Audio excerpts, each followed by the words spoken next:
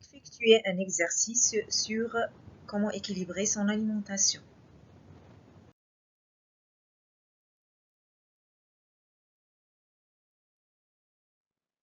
Voyons voir les 4 conditions d'une alimentation équilibrée. Pour savoir si une adolescente répond aux 4 conditions d'alimentation équilibrée, on vous propose le tableau 1, qui présente la quantité d'aliments simples pris durant 24 heures, et le tableau 2, qui représente les 4 conditions d'alimentation équilibrée. On vous demande de calculer les 4 rapports et par la suite de déduire si oui ou non l'adolescente équilibre son alimentation. Faites une pause à la vidéo, effectuez l'exercice, prenez votre temps et revenez par la suite à la vidéo.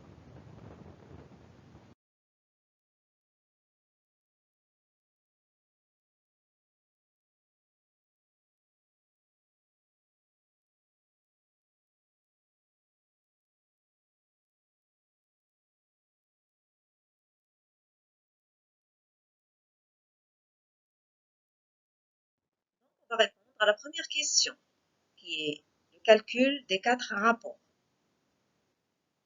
Le premier rapport, c'est la quantité des glucides sur la quantité des protéines.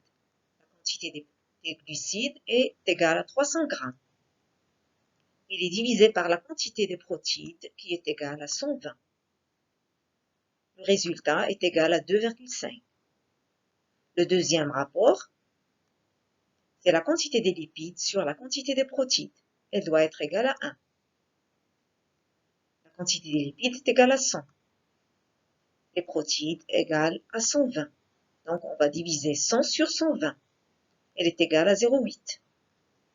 Le troisième rapport, c'est la quantité de protéines animales sur les protéines végétales.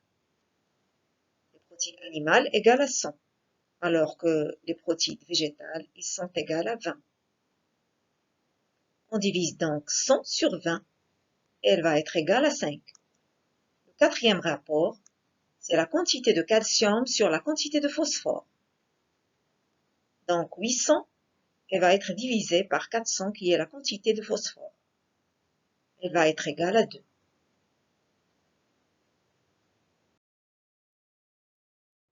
On passe à la deuxième question, qui est de déduire si oui ou non l'adolescente équilibre son alimentation.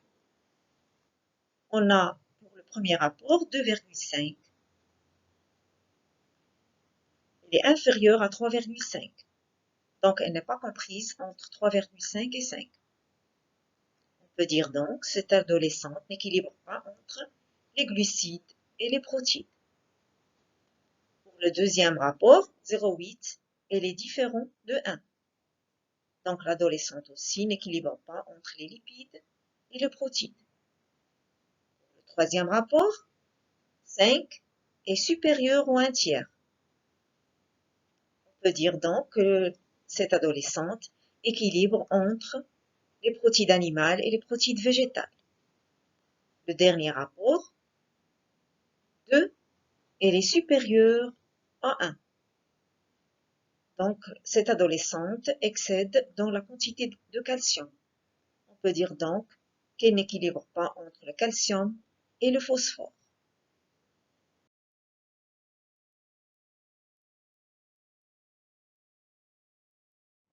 On passe maintenant aux besoins énergétiques.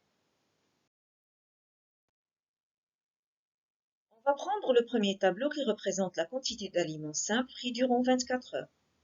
Le deuxième tableau représente la quantité d'énergie libérée par 1 gramme d'aliments simples. Et le document 3 qui représente les besoins énergétiques quotidiens en kilojoules par 24 heures. On vous demande de calculer la quantité d'énergie libérée par les aliments simples consommés par cette adolescente. Par la suite, on va comparer l'énergie fournie par les aliments consommés avec les besoins énergétiques de cette adolescente. Et par la suite, on va conclure. Faites une pause à la vidéo, effectuez l'exercice, prenez votre temps et revenez par la suite à la vidéo.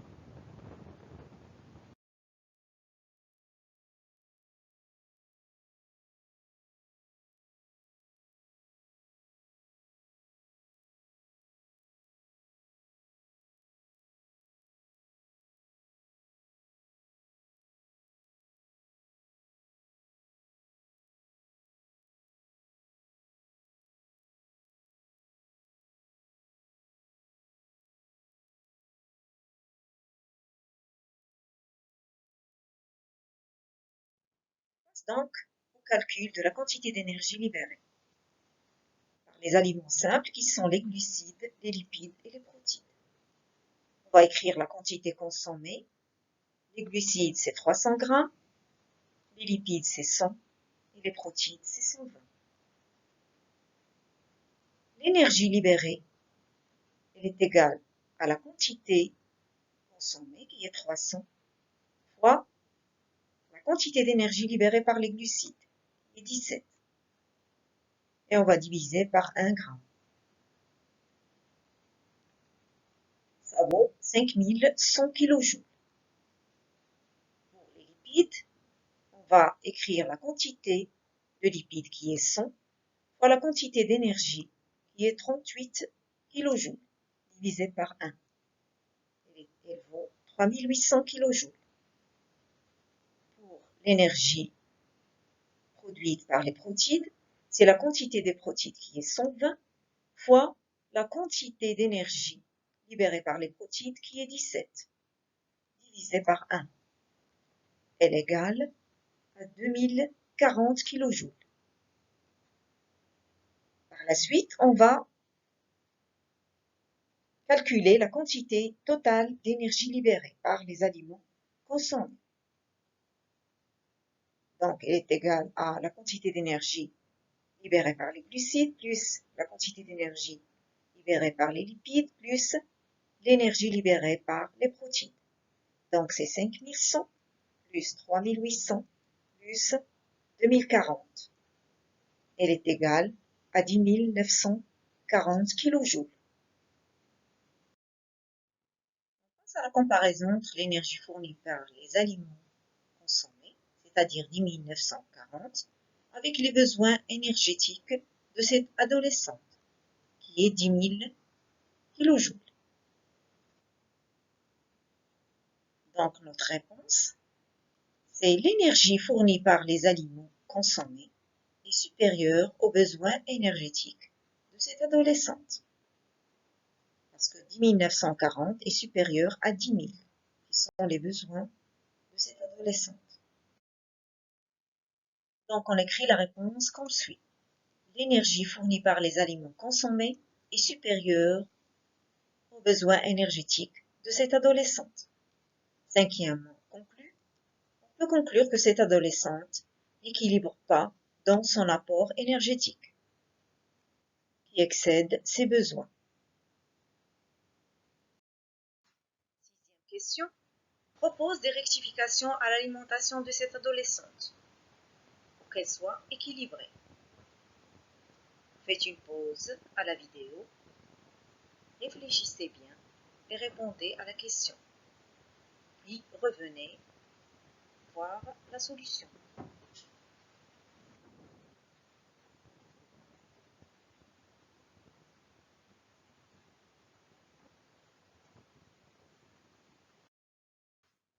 La réponse à la sixième question donc est la suivante. Puisque cette adolescente n'équilibre pas dans son apport énergétique, qui excède ses besoins, on a vu qu'il est supérieur aux besoins de cette adolescente, elle doit donc diminuer les aliments énergétiques. Or, il y a 3 aliments énergétiques qui sont les lipides, les protéines et les glucides. Lequel des 3 va-t-elle rectifier? On a vu aussi que cette adolescente n'équilibre pas entre les glucides, les protéines, les lipides et les protéines. Le premier rapport, qui est la quantité de glucides sur la quantité de protéines, on a vu qu'elle était inférieure à 3,5, ce qui veut dire que la quantité de protéines était élevée, puisqu'on a un résultat qui est inférieur aux bornes proposées, c'est-à-dire entre 3,5 et 5.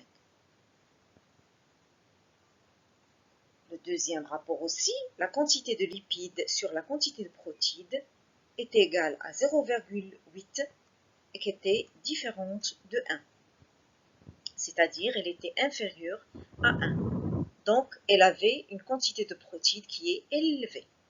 On propose donc de diminuer la quantité de protéines et aussi des lipides. Puisque la quantité d'énergie elle est élevée, je ne vais pas proposer d'augmenter les glucides ou bien d'augmenter les lipides.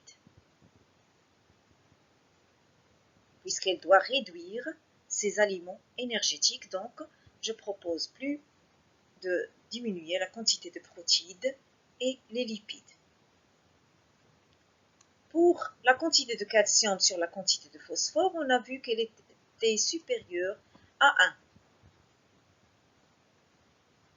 Donc, je dois diminuer ce rapport et pour le diminuer, je dois diminuer donc la quantité de calcium pour que cette adolescente ait une alimentation équilibrée. Donc, je vais rédiger ma réponse qui est la suivante. Puisque cette adolescente n'équilibre pas dans son apport énergétique qui excède ses besoins, il doit diminuer les aliments énergétiques, et plus précisément les protéines et les lipides. Il doit aussi diminuer le calcium.